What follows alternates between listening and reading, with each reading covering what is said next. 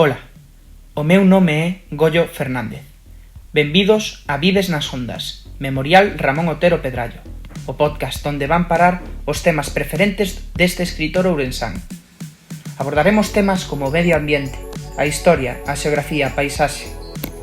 Neste primeiro episodio falaremos dun dos temas favoritos do patriarca das letras galegas, a paisaxe.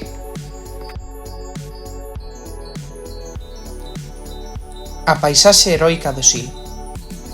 No canón do Sil, as grandes paredes rochosas caen case verticalmente ata a beira do río.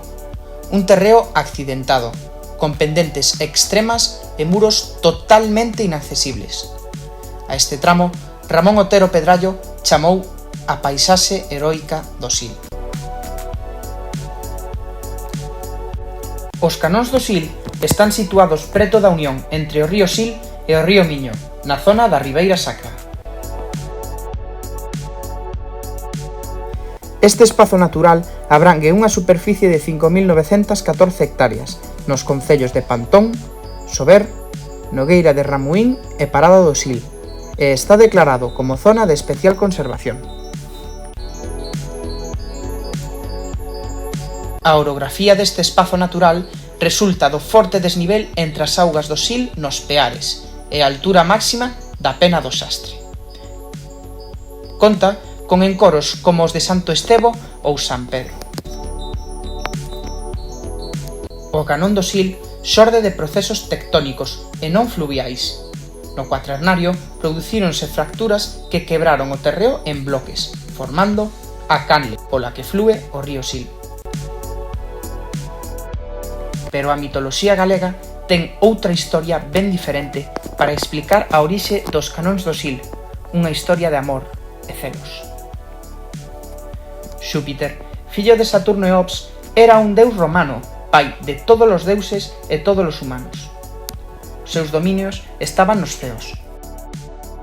Estaba casado ca súa irmán semelga Juno. A pesar de estar casado, as linguas malvadas din que Xúpiter tiña varias relacións e atopábase enamorado de deuses e de humanos. A súa muller Juno, deusa da maternidade e do compromiso, estaba moi celosa. Os seus berros de rabia sacudían o mundo. Juno foi sempre moi rencorosa cos favoritos e amantes do seu marido. Un día, Xúpiter topouse con Galicia, enamorouse dela. Era tan fermosa. Un día no que Xúpiter pensaba en como posuir Galicia, Juno, que paseaba preto, descubriu o novo interés de Xúpiter, e chea de rabia ante tanta beleza, quixo destruíla, e causou en Galicia unha gran ferida, tan profunda que formou os canóns. O amoroso Xúpiter, ante esta acción, decidiu tapar esta cicatriz coas augas dun fermoso río, o Sil, e castigar a súa celosa muller deambulando eternamente pola terra que intentara destruir. Todo o mundo sabe que Xúpiter perdoou a súa muller Juno e que desde o Olimpo contempla a terra que non puido posuir e que, gracias a Juno e os seus celos, temos unha das paisaxes máis maravillosas que se poden ver e gozar, os canóns do Sil. E, agora sí, ata aquí o tema de hoxe. Espero que vos servira para namorarvos un pouquiño máis de Galicia, así como estaba Otero Pedrallo.